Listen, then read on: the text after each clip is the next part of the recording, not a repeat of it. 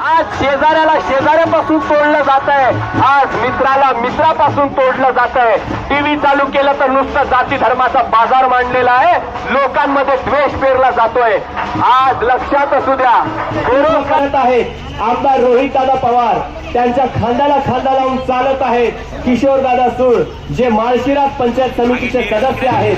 शेख सोबत शेकडो संघर्ष पदयात्री आहेत आणि आज धानोरकर विद्यालयातले शेकडो विद्यार्थ्यांनी आम्हाला साथ दिलेली आहे. आज सर्वांचं एकच उद्दिष्ट आहे की आपल्या महाराष्ट्रातल्या तरुणाला रोजगार भेटला पाहिजे. आम्हा सर्वांचं एकच उद्दिष्ट आहे की आज कापूस आणि सोयाबीन उत्पादक शेतकऱ्याला चांगला भाव भेटला पाहिजे. हा भाव भेटत नाहीये कारण सरकारने शेतकऱ्याकडे पाठ फिरवलेली आहे की आपण आपल्या दारी करोडो रुपये उडवले जातात, मात्र इकडे 1 लाख रुपयासाठी शेतकऱ्यांना आपली डोळ्यानं श्री धानोरकर आदर्श महाविद्यालय व उच्च माध्यमिक विद्यालय इथं आपल्या सर्वांबरोबर चर्चासत्र जे ठेवण्यात आलं त्या कार्यक्रमासाठी आवर्जून उपस्थित असणाऱ्या माजी आमदार व आमच्या सर्वांच्या मार्गदर्शक विद्याताई चव्हाण, आमचे मित्र रोहित आबा पाटील, बाबारावजी खडसे,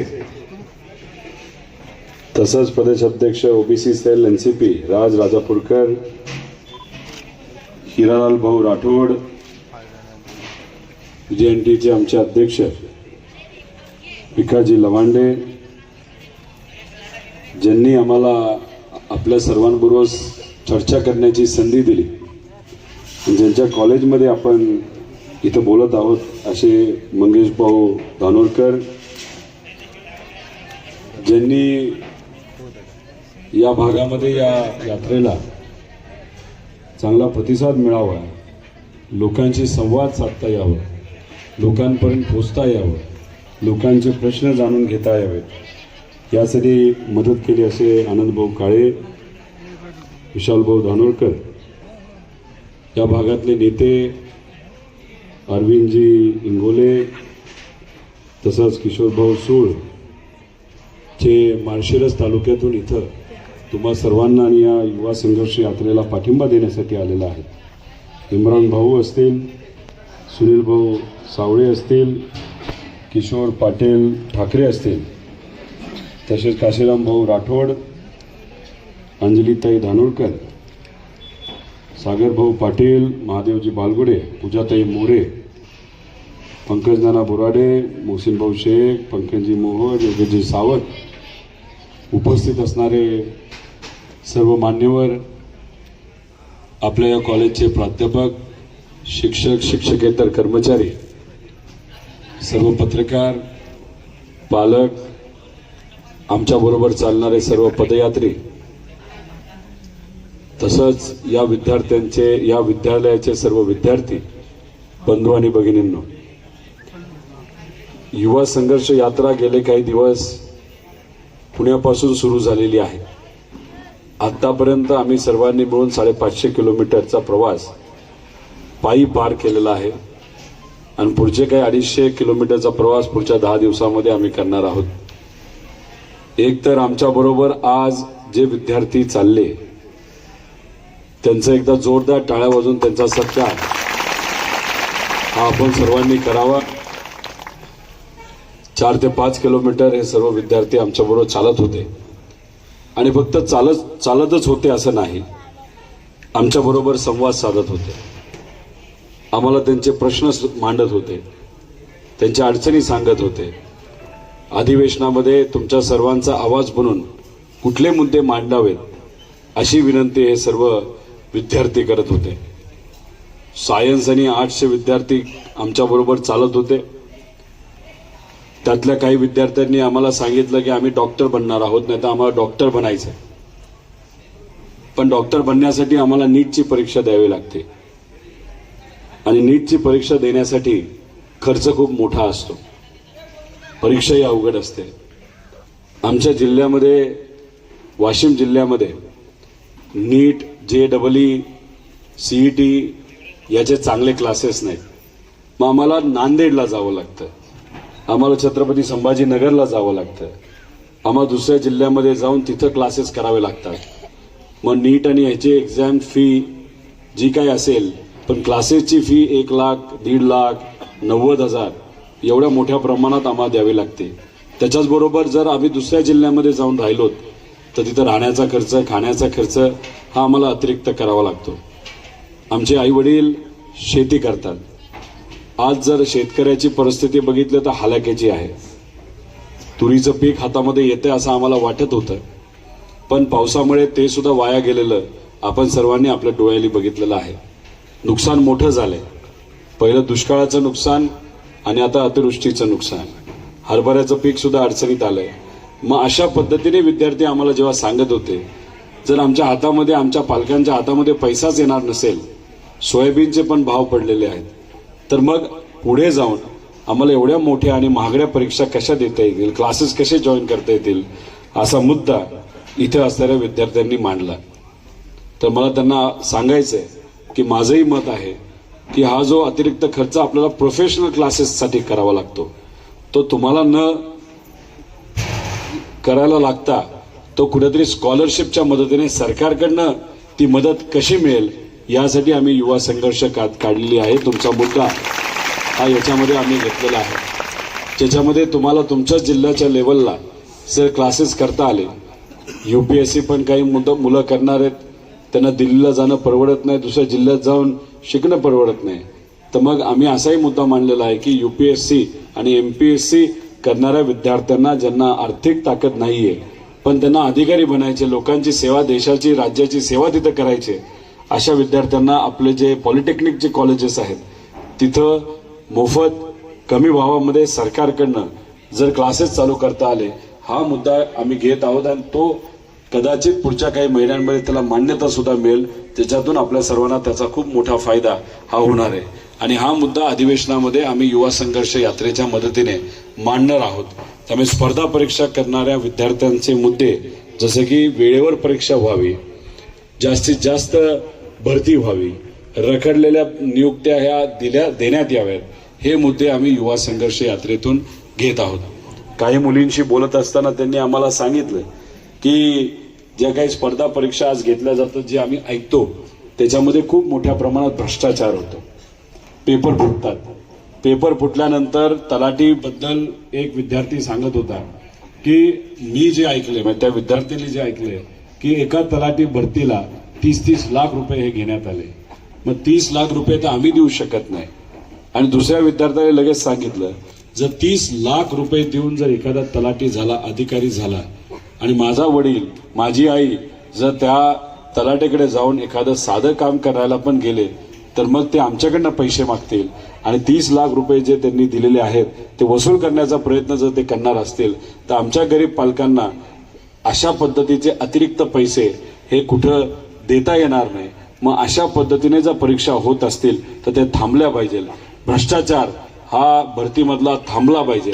पेपर फुटीवर कडक कायदा हा आला पाहिजे. असे मुद्दे इथं असणाऱ्या हुशार विद्यार्थ्यांनी मांडले, त्यांचे मी आभार व्यक्त करून त्यांना सांगायला मला आवडेल की हे मुद्दे आम्ही युवा संघर्ष यात्रेमध्ये घेतलेले आहेत आणि हे अधिवेशनामध्ये तुमच्या सर्वांच्या वतीने आम्ही मांडणार आहोत. त्याच्याचबरोबर शिक्षणातील गुणवत्ता वाढावी, त्यासाठी आपल्याला येत्या काळामध्ये प्रयत्न करावे लागणार आहेत. करिअर काउन्सिलिंग हे 8वी पासूनच व्हावं. 8वीतच तुम्हाला कळलं पाहिजे 10वी नंतर कॉमर्स करायचंय, सायन्स करायचंय का आर्ट्स करायचंय का दुसरं काहीतरी करायचंय. त्याच्याचबरोबर 11वी मध्ये असतानाच तुम्हाला 12वी नंतर कुठले क्लासेस घ्यायचे, कुठले कोर्सेस घ्यायचे, जगामध्ये काय चाललंय, मोठ्या मोठ्या शहरामध्ये कशा पद्धतीचं शिक्षण दिलं जातं.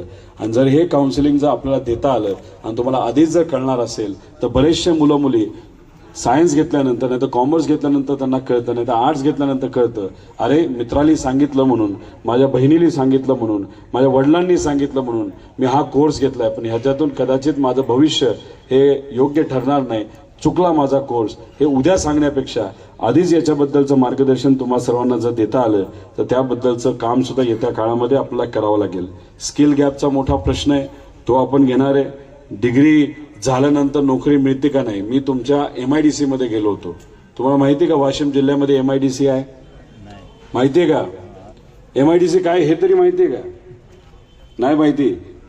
महाराष्ट्र इंडस्ट्रियल कॉर्पोरेशन म्हणजे भारतामध्ये आणि खास करून महाराष्ट्रामध्ये जर एखाद्या फॅक्टरीला आणायचं असेल, एखाद्या मालकाला इथं इन्व्हेस्टमेंट करायला सांगायचं असेल, तर मग एक संस्था आहे गव्हर्नमेंटची, त्याला MIDC म्हणतात.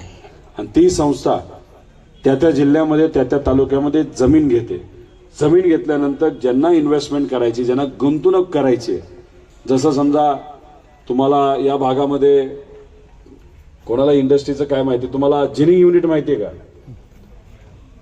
तुम्हाला कापसाचं फॅक्टरी माहिती आहे का? साखरेची फॅक्टरी माहिती आहे का? मग तुम्हाला दुधाचं प्रोसेसिंग युनिट माहिती आहे का? हे जे काही युनिट्स असतात, तर हे युनिट सहजपणे MIDC मध्ये येऊन लोक टाकू शकतात. तर त्याला MIDC म्हणतात. आणि ती MIDC प्रत्येक तालुक्यामध्ये, जिल्ह्यामध्ये असावी, जेणेकरून तुम्ही उद्या इंजिनियर झाल्यानंतर, तुम्ही डिग्री घेतल्यानंतर तुम्हाला हाताला काम पाहिजे का नको?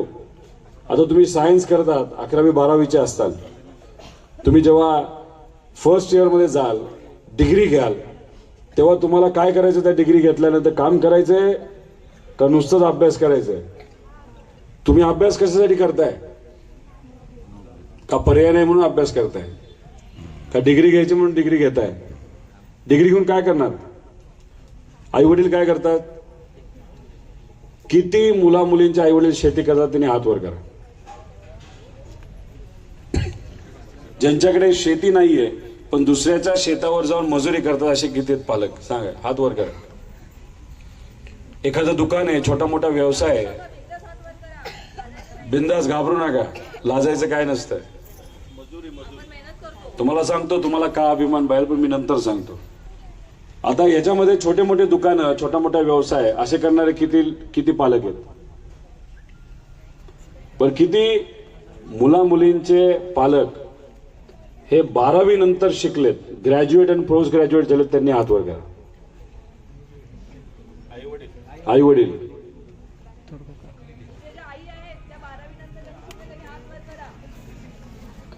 ज्यांचे आई वडील 10वी पर्यंत शिकलेत त्यांनी हात वर करा.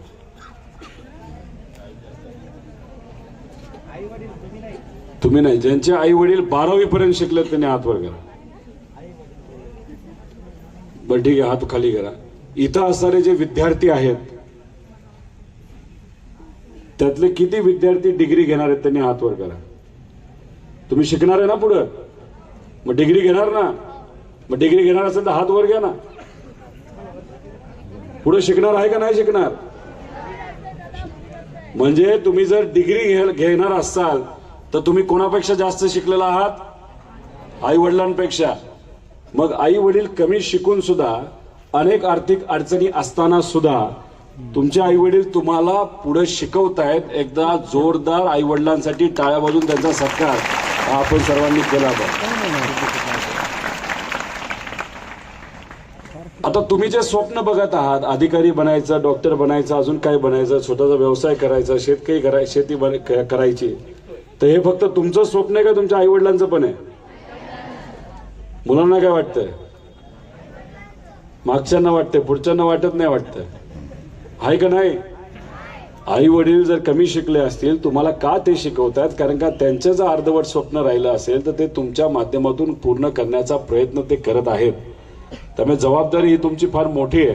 त्यामुळे अभ्यास मनापासून तुम्ही करा आणि याच्यामध्ये स्कॉलरशिप वेळेवर याव्यात, बाकी काही मदत तुम्हाला वेळेवर यावी, त्यासाठी आम्ही सर्वजण प्रयत्न करू. आणि फक्त डिग्री घेऊन चालत नाही. डिग्री घेतल्यानंतर हाताला काम लागतं. काम जर द्यायचं असेल तर त्या भागामध्ये इन्व्हेस्टमेंट नाही तर गुंतवणूक आली पाहिजे. MIDC आल्या पाहिजे. तुम्हाला तिथं मोठ्या मोठ्या कंपनीमध्ये काम करण्याची संधी मिळाली पाहिजे. आणि ती संधी मिळावी यासाठी सुद्धा ते मुद्दे घेऊन आम्ही ही यात्रा तिथं काढलेली आहे. महिलांच्या सुरक्षतेबद्दल शक्ती कायदा असावा. मुलींना कुठेही फिरत असताना कुठेही भीती वाटू नये याची दक्षता सरकारकडनं घेतली जावी. आणि तशी परिस्थिती आपल्या महाराष्ट्रामध्ये यावी, आता जी नाही आहे ती यावी, यासाठी सुद्धा आम्ही तो मुद्दा घेऊन चाललो आहोत. बचत गटाला ताकद देणं असेल, निराधार महिलांसाठी योजना असेल, त्याच्याचबरोबर इतरही सर्व जे काही विषय आहेत ते आम्ही सर्वजण घेऊन चाललेलो आहोत. आणि त्याच्याच बरोबर एक सगळ्यात महत्त्वाची गोष्ट, जो कुठला अधिकार तुम्हाला सर्वांना दिलेला आहे, ज्याच्यामध्ये महिला आयोगाचा अधिकार, त्याच्याच बरोबर महिलांना जिल्हा परिषद पंचायत समितीमध्ये आरक्षण जे आहे, राजकीय आरक्षण, हे सुद्धा आदरणीय पवार साहेबांनी दिलेलं आहे. त्या सर्व हक्काचा योग्य असा वापर तुम्ही सर्वजण कराल. मुलांना सुद्धा खूप मोठी संधी आहे, त्या संधीचं सोनं तुम्ही सर्वजण कराल अशी अपेक्षा, आशा आणि असा विश्वास इथं व्यक्त करतो. एक चांगली संधी तुम्हाला सर्वांशी बोलण्याची, चर्चा करण्याची मला दिली. तुम्ही युवा संघर्ष यात्रेमध्ये चालत असताना अनेक मुद्दे आम्हाला सांगितले, ते मुद्दे महत्त्वाचे आहेत. एका मुलीने तर सुंदर असा मुद्दा टाकला. ती बोलत असताना मला सांगितले की आम्हाला विहीर पाहिजे, पण आम्हाला विहीर मिळत नाही. मी म्हणलं का मिळत नाही? ती म्हणे टॅक्स द्यावा लागतो. मी म्हणलं टॅक्स कसला द्यावा लागतो? ती म्हणे नाही, टॅक्स दिल्याशिवाय फाईलच पुढे जात नाही. मग मला कळालं की टॅक्सचा अर्थ काय. तुम्हाला कळालं का टॅक्सचा अर्थ काय? टॅक्स म्हणजे ज्याला आपण सोप्या भाषेत करप्शन म्हणतो, लाज म्हणतो, भ्रष्टाचार म्हणतो, त्याला इथं काही लोक टॅक्स म्हणतात. मला टॅक्स कुठला हा कळत नव्हता. नंतर तिने जे एक्सप्लेन केलं त्याच्यातून आम्हाला कुठेतरी कळालं की टॅक्स म्हणजे काय. तर हा टॅक्स सामान्य लोकांना लागू नये, गरिबाला लागू नये, याची दक्षता येत्या काळामध्ये आपल्या सर्वांना घ्यायची आहे. त्यामुळे ही जबाबदारी आपल्या सर्वांची, आणि तीच जबाबदारी तुमच्या वतीने आम्ही सर्वजण युवा संघर्ष यात्रेमधून पुढे घेऊन चाललोय. जाता जाता एक विनंती आपल्या सर्वांना करायची आहे, जी कदाचित काही मुलामुलींची मी चर्चा केली. जर आपल्या भागामध्ये आपल्याला समाजामध्ये विभाजन जर कुणी करण्याचा प्रयत्न करून राजकीय पोळी भाजत असेल तर काय करायचं? त्याचा विरोध करायचा का समर्थन करायचं? काय करायचं? नक्की का? जर इथं धर्मामध्ये नाहीतर समाजामध्ये वाद निर्माण करून कोणी जर राजकीय पोळी भाजत असेल तर त्याचा विरोध हा करायचा. कारण जेव्हा एखादी दंगल होते तेव्हा दगड उचलणारा कोण असतो? मग अशी कोण होतं माझ्याबरोबर? कोण असतं? गरीब. दगड ज्याच्या डोक्यात पडतो तो कोण असतो? ज्याचं घर जळतं तो कोण असतो? ज्याचं दुकान जळतं ते कोण असतं? एसी मध्ये बसून तमाशा बघणारा कोण असतो? म्हणजे एखादा व्यक्ती जो दंगल घडवतो तो कधीही तुमच्या बरोबर नसतो, तो लांबूनच फक्त तमाशा बघत असतो. त्यामुळे दंगल आणि ह्याच्यामध्ये गरिबाचंच नुकसान होतं, सामान्य लोकांचंच नुकसान होतं. म्हणून अशा पद्धतीने जो आपला वापर करून घेण्याचा प्रयत्न करत असेल, समाजामध्ये वाद निर्माण करण्याचा प्रयत्न जे कोणी करत असेल, त्याचा विरोध हा आपण सर्वांनी केलाच पाहिजे. कारण शेवटी अशा गोष्टीमध्ये नुकसान हे आपलंच होत असतं. हे फक्त ध्यानामध्ये तुम्ही सर्वजण ठेवा. एकत्रित राहा, एकत्रित आपल्या सर्वांच्या हक्कासाठी लढू. कारण दुष्काळाचा विषय जेव्हा आम्ही मांडतो त्याच्यामध्ये जातपात नसतो, त्याच्यामध्ये धर्म नसतो. जेव्हा विम्याचा पैसा वेळेवर तुमच्या आईवडिलांना, शेतकऱ्याला मिळावा, हा मुद्दा आम्ही जेव्हा घेतो त्याच्यात जात धर्म नसतो. जेव्हा आम्ही स्कॉलरशिप तुम्हाला सगळ्यांना वेळेवर मिळावी, तुमच्या अडचणी सुटाव्यात, तुम्हाला मदत व्हावी, योग्य असा भाव सोयाबीनला मिळावा, कपाशीला मिळावा, त्याच्यामध्ये जातपात आपण कधीही बघत नाही. आपण फक्त माणुसकी बघतो. कारण का सर्व संतांनी, थोर व्यक्तींनी आपल्याला काय शिकवलं असेल? माणुसकी जपणं शिकवलं असेल. तुमच्या शिक्षकांनी तुम्हाला हेच शिकवलंय, तुमच्या पालकांनी हेच शिकवलंय.